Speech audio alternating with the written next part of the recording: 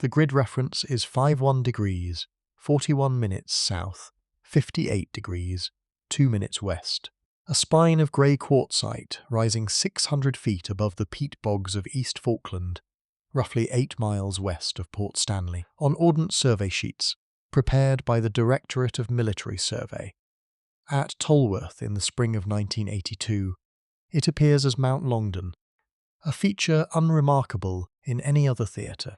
In the context of Operation Corporate, it was the northern anchor of the outer defensive ring protecting the island's capital, and the men of Headquarters Land Forces Falkland Islands knew that without it, Stanley could not be taken. The ridge itself runs roughly east to west for some 1,200 metres. Its summit is broken into 3 distinct features, which the planners at Brigadier Julian Thompson's 3 Commando Brigade headquarters, labelled with the call signs of a rugby team, wing forward at the western end, fly half in the centre, and full back at the eastern crest. The geology mattered enormously. Quartzed.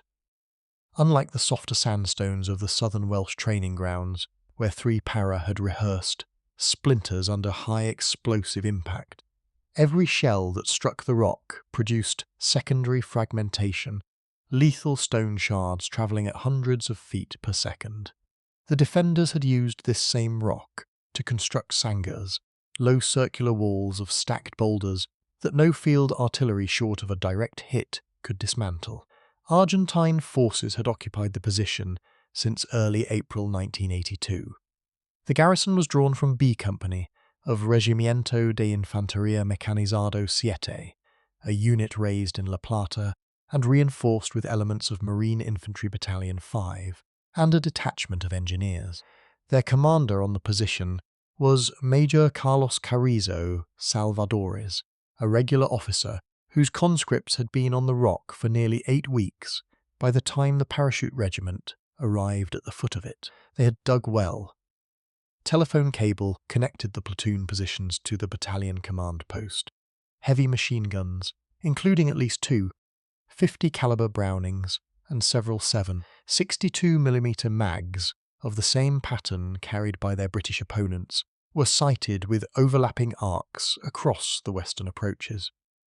There were 120mm mortars registered on every likely forming up point. What 3 para did not know on the evening of the 11th of June was the precise extent of the minefield laid across the western slopes. The Argentine engineers had used FMK-1 anti-personnel mines, plastic-bodied devices virtually invisible to the standard British mine detector, and designed to maim rather than kill. The intelligence picture handed down from brigade was incomplete. Aerial photographs, taken by Harriers of 800 Naval Air Squadron, showed disturbed ground, but could not resolve the pattern of the laid devices. Patrols from D Company had established the general layout of the enemy positions over the preceding nights, but the mines remained an unknown quantity. The strategic logic was straightforward. If the British took Longdon, 2 Sisters and Mount Tumbledown to the south, the Argentine outer ring collapsed, and Stanley itself lay open to assault from the high ground. If they failed, the campaign stalled, the Antarctic winter closed in, and the political pressure on the War Cabinet in Downing Street would become intolerable. Mrs. Thatcher had been clear in her communications with Admiral Sir Terence Lewin. This had to be finished before the weather did it for them. The orders that came down to Lieutenant Colonel Hew Pike on the 9th of June were unambiguous. Take Longdon, hold it, open the road to Stanley. 3 para had landed at San Carlos Water on the 21st of May, and from that moment the battalion had walked. Every man carried somewhere between 80 and 120 pounds of equipment. The SLR rifle, in its 7.62mm configuration, 4 magazines of 20 rounds each, 2 L2A2 fragmentation grenades, 2 66mm rocket launchers per section, ration packs designed for Arctic conditions, and the heavy nylon and rubber sleeping kit that the supply chain had managed to land before the Atlantic conveyor was lost on the 25th of May with the loss of 3 Chinook helicopters that should have been carrying them forward. The Yomp, as the Marines christened it, and the Paras adopted, took the battalion across some of the most punishing terrain in the South Atlantic. From Port San Carlos they marched east through Teal Inlet, then onward to Estancia House, a settlement of perhaps half a dozen souls perched at the foot of Mount Estancia. The owner, Tony Heathman, gave the battalion every assistance, and his sheep-shearing sheds became the forward administrative area. The ground itself was a mixture of soft peat and stone runs, the latter being rivers of frost-shattered quartzite over which a man could turn an ankle in seconds. Temperatures during the daylight hours hovered around freezing. At night they fell to -8 or worse, and the wind off the South Atlantic stripped any exposed skin within minutes. By the 8th of June, 3 Para was in position on the eastern slopes of Mount Estancia, observing Longdon at a distance of perhaps 4 kilometres. Lieutenant Colonel Pike, a soldier of considerable intellect who had served in Aden and Northern Ireland, conducted his battle procedure with care. His orders group on the 10th of June, held in a hollow on Estancia, ran for over 2 hours. A company under Major David Collett would secure the western approaches with a feature codenamed Wing Forward. B Company under Major Mike Argue would conduct the main assault across Fly Half and onto Full Back. C Company under Major Martin Osborne would be held in reserve, ready to exploit forward to the next objective at Wireless Ridge once Longdon had fallen. The crucial question was whether to assault with or without preliminary bombardment. Pike chose silence. 3 Commando Brigades artillery, the 18 105mm light guns of 29 Commando Regiment Royal Artillery, deployed at gun positions around Mount Kent, would be available on call but would not fire ranging rounds. The reasoning was sound. The Argentine positions were too well constructed for a brief barrage to neutralise, and any preparatory fire would simply confirm the axis of attack. Surprise was worth more than softening up.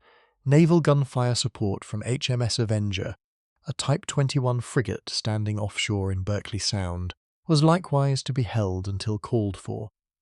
The forming-up point was at the Morel Bridge, a rickety wooden structure spanning the Morel River some 2 kilometres west of the objective. From there the battalion would cross the start line, a small stream marked on the maps as a thin blue line at 0015 hours on the 12th of June. Each company commander walked the ground forward of the start line in daylight on the 11th, accompanied by his platoon commanders and the forward observation officer from 79 Battery. The men were given hot rations at last light. Some wrote letters, others slept against their Bergens. The Padre, the Reverend Derek Heaver, moved among the rifle companies, offering communion to those who wanted it. At 22:30 hours, the battalion stood to. The crossing of the start line was conducted in absolute silence. Boots had been wrapped where possible.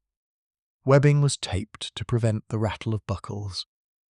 The Argentine forward listening posts on the western slopes of Longdon would have heard nothing more than the wind across the bog cotton.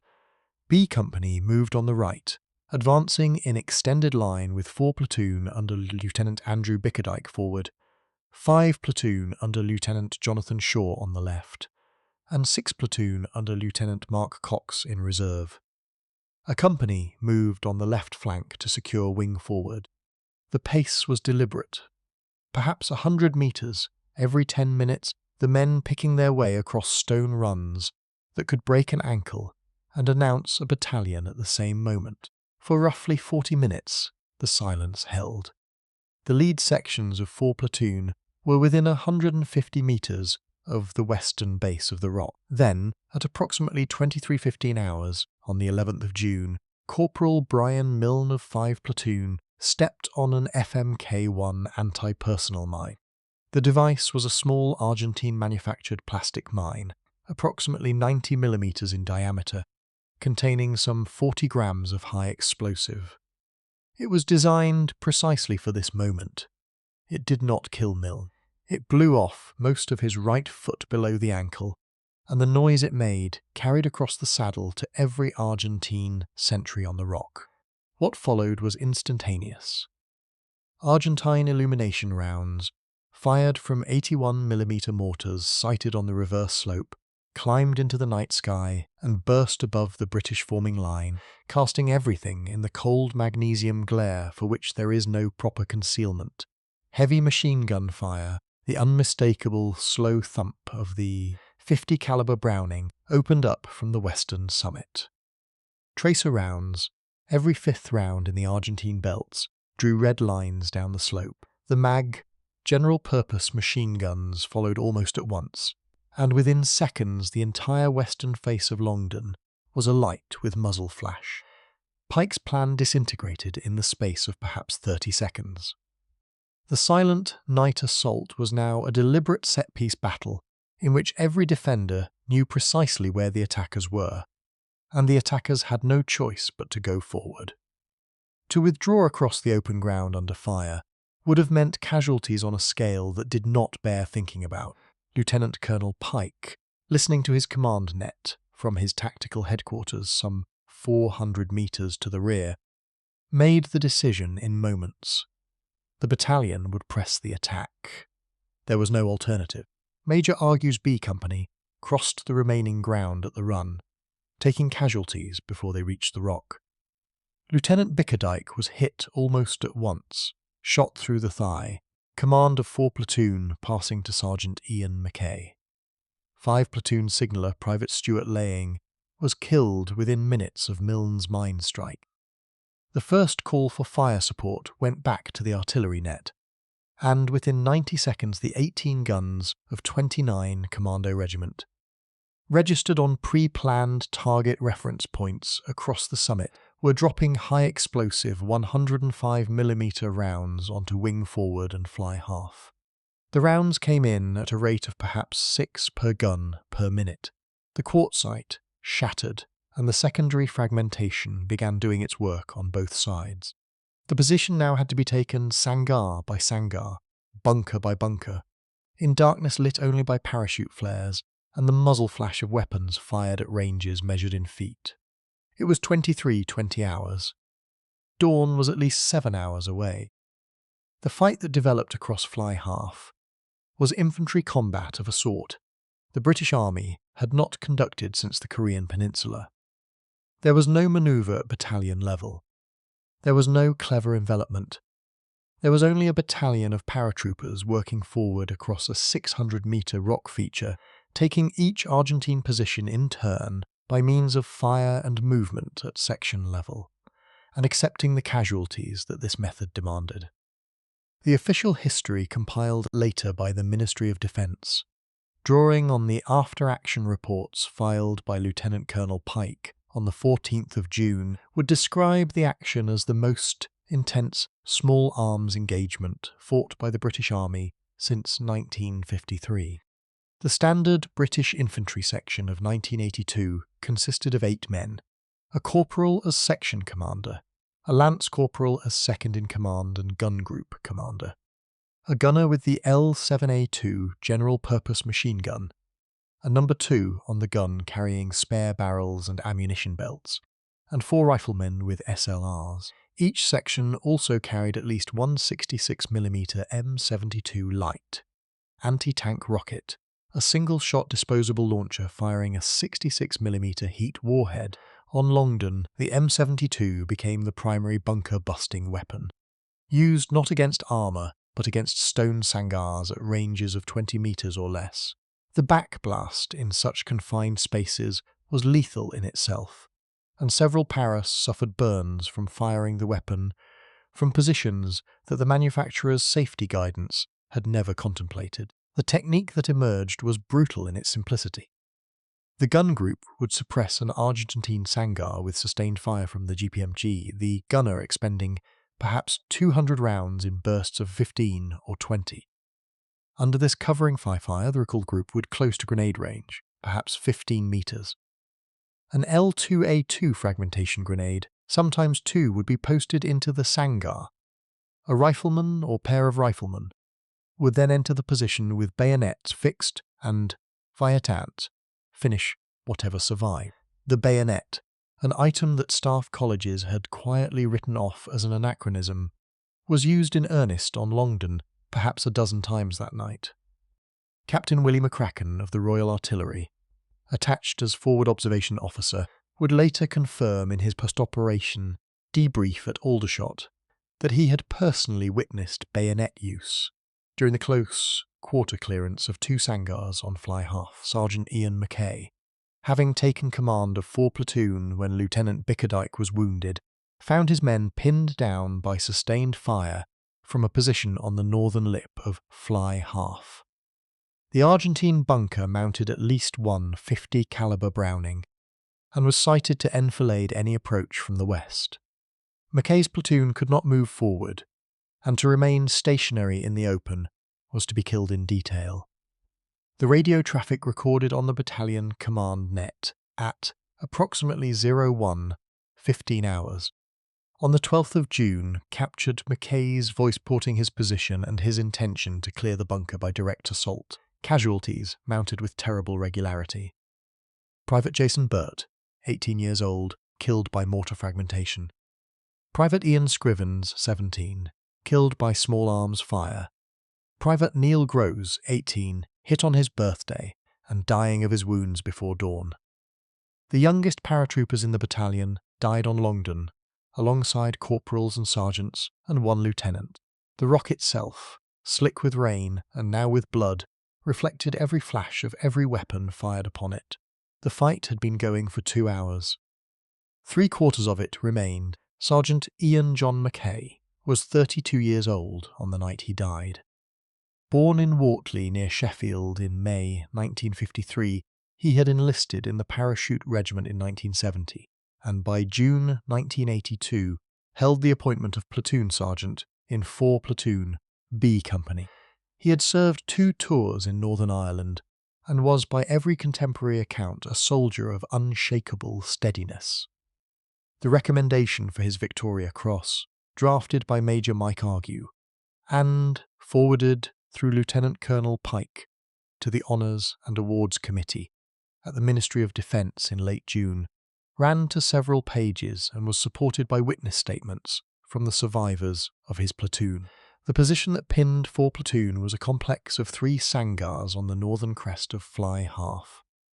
The principal weapon was a 50 caliber Browning M2 heavy machine gun, a weapon of 1933 vintage but one whose ballistic performance against soft targets at the ranges involved on Longdon was simply devastating. A 50 caliber round, travelling at roughly 890 meters per second, does not wound a man. It removes parts of him. The Browning was supported by at least 2 mag machine guns and a section of riflemen armed with the FN Issue 7.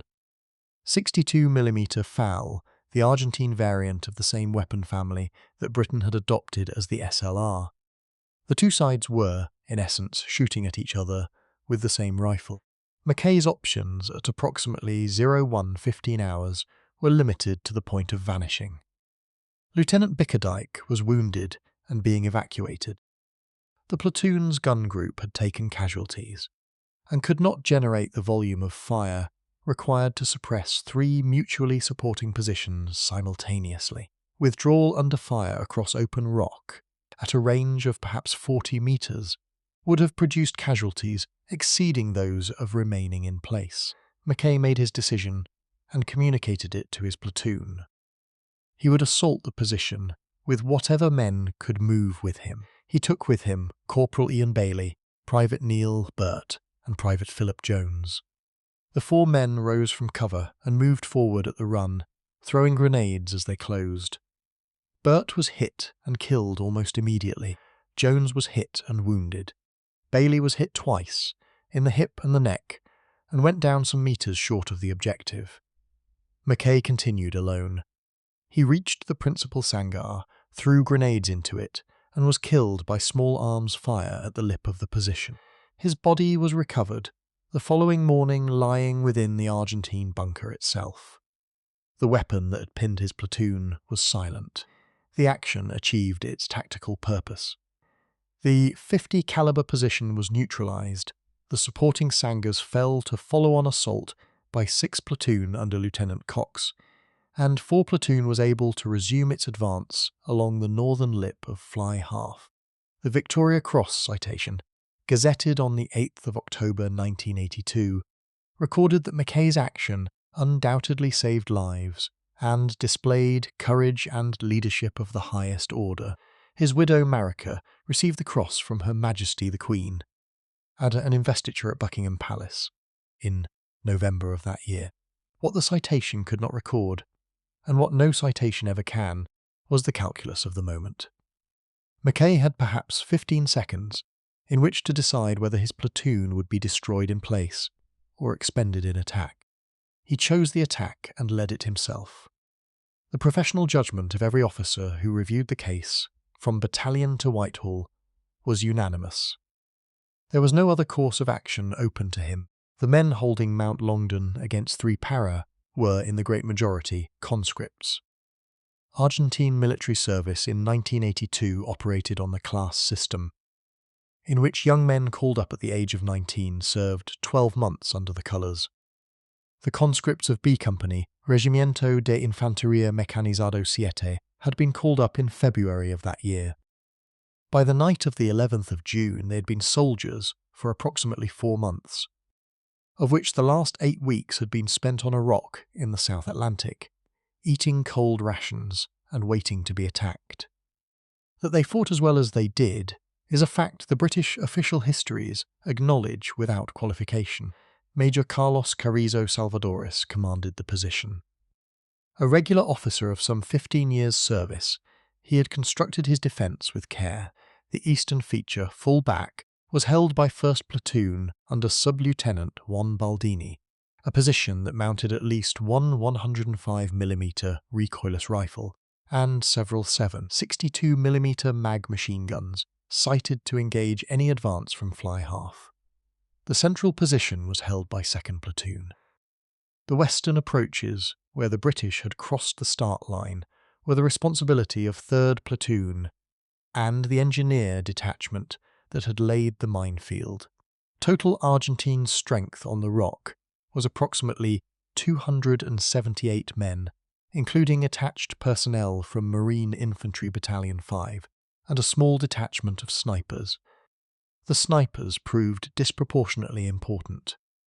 They were equipped with the FAL, fitted with a 4-power telescopic sight, and at least one was operating a heavier 7.62mm weapon.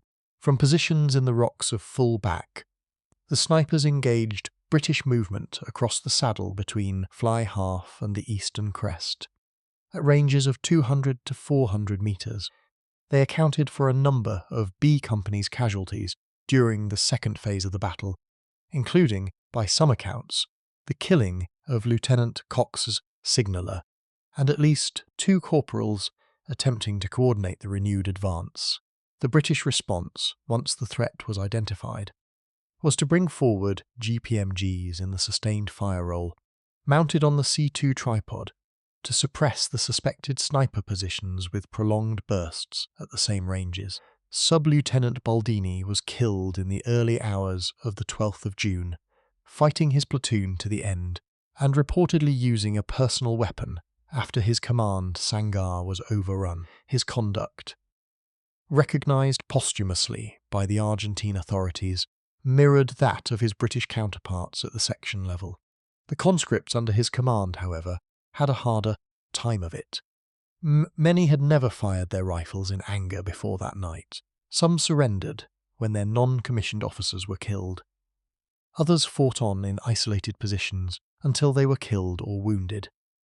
The British accounts, particularly those gathered by the historian Martin Middlebrook for his Falklands trilogy, record numerous instances of Argentine soldiers fighting from positions long after their tactical purpose had been served, and equally numerous instances of confusion, terror, and the simple paralysis of young men under sustained artillery fire. The artillery itself was the greatest leveller. 29 commando regiments, 18 105mm light guns, fired in excess of 1,000 rounds in support of 3 para that night.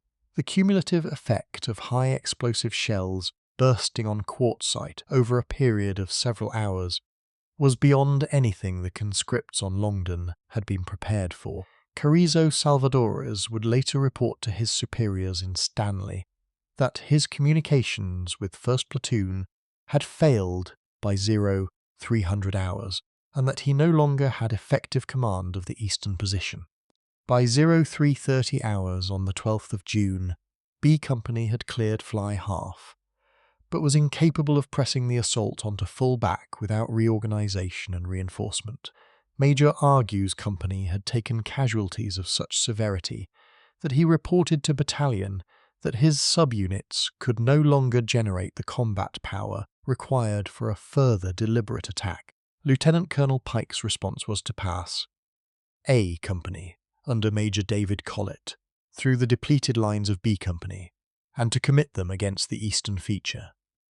The passage of lines was conducted across rock, still under sporadic small arms fire, in pitch darkness illuminated only by intermittent parachute flares, and is recorded in the regimental history as one of the most difficult tactical manoeuvres successfully executed during the campaign.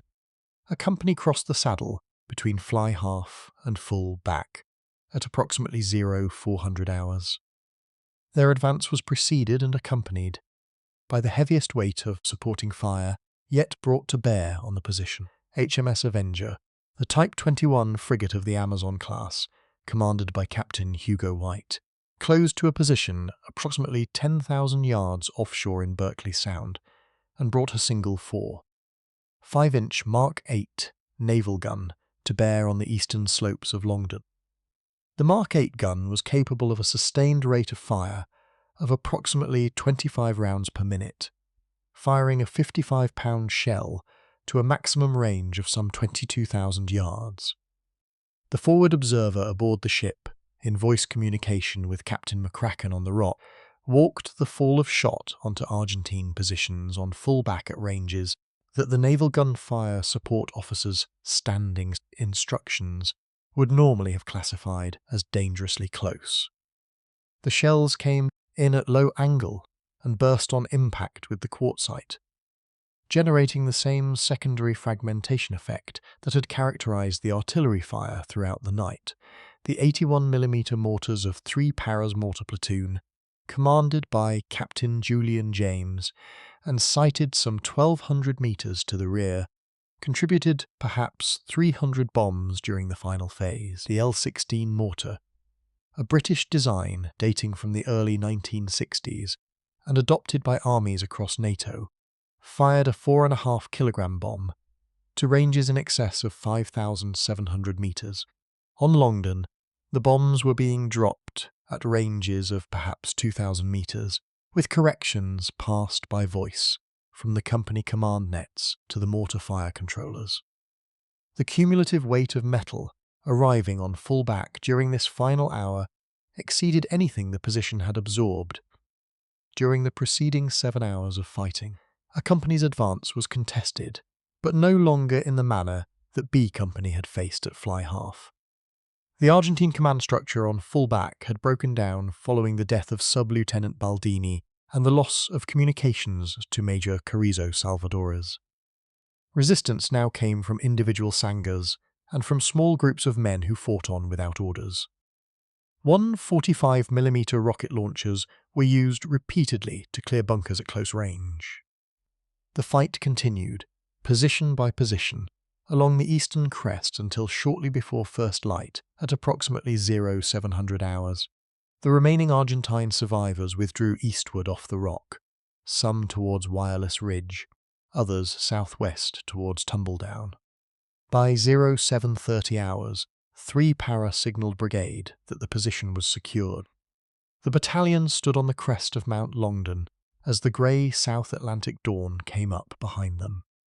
The rock itself smoking in the cold air, the dead of both sides lying where they had fallen across roughly 1,200 metres of broken ground. The action had lasted just under 12 hours. The butcher's bill for 3 Para on Mount Longdon was 23 killed in action and 47 wounded. Argentine losses on the position were greater, though the precise figure has never been agreed. Estimates range between 31 and 50 killed, with a comparable number of wounded and approximately 50 taken prisoner. The casualty rate among the British rifle companies engaged was approximately 1 in 4, a proportion that compares with the worst experiences of the Italian campaign in 1944. Of the 23 British dead, the youngest was 17 years old and the oldest was 35. Their names are inscribed on the memorial that now stands on the western slope of the rock, erected by the Parachute Regimental Association and dedicated in 1991. Awards and decorations following the action were extensive. Sergeant Ian McKay's Victoria Cross was the second of the campaign, joining that awarded to Lieutenant Colonel Herbert Jones of 2 Para for the action at Goose Green. Lieutenant Colonel Pike received the Distinguished Service Order. Major Argue received the Military Cross, as did several junior officers and senior non-commissioned officers from B and A companies. The Military Medal was awarded to a number of corporals and private soldiers whose conduct at section level had made the difference between success and catastrophe. The London Gazette of the 8th of October, 1982, ran to several columns of Falklands honours, the densest concentration of awards for a single battalion since the Korean War. Controversies followed, as they will follow any close-quarter action of such intensity. Allegations were made in the years following the campaign, principally by the journalist Vincent Bramley, in his 1991 book, Excursion to Hell, that prisoners had been killed on Longdon during and after the action, and that bodies had been mutilated. The Royal Military Police investigated. The Crown Prosecution Service reviewed the evidence. No charges were ever brought, and the Ministry of Defence's position, articulated in answers to parliamentary questions in 1993, was that the available evidence did not support a prosecution. The matter remains contested in the regimental and academic literature. What is not contested is that the fighting on Longdon was conducted at a level of brutality and confusion that no reasonable observer would describe as anything other than appalling. The tactical lessons of the action were absorbed into British infantry doctrine over the following decade. The vulnerability of dismounted infantry to anti-personnel mines in the absence of effective detection equipment was noted and, in due course, addressed by the introduction of improved mine clearance kit, and by changes to the procedures for night assaults across uncleared ground. The continued utility of the bayonet, dismissed in some quarters as a ceremonial relic, was confirmed and remains part of the Phase 1 training given to every British infantry recruit at Catterick to this day. The decisive importance of accurate, responsive and overwhelming fire support, whether from artillery, mortars or naval gunfire, was reaffirmed in terms that no subsequent doctrine writer has felt able to challenge. What Mount Longdon revealed, more than anything else, was the unchanging character of close infantry combat. The technology of 1982 was different from that of 1944 or 1917. The terrain was different. The political context was different. But the requirement, when all else had failed, for young men to rise from cover and walk forward into automatic fire in the hope of closing with an enemy they could not see, was identical. 23 British paratroopers and a greater number of Argentine soldiers died on a rock above Stanley, to confirm that this had not changed. It has not changed since.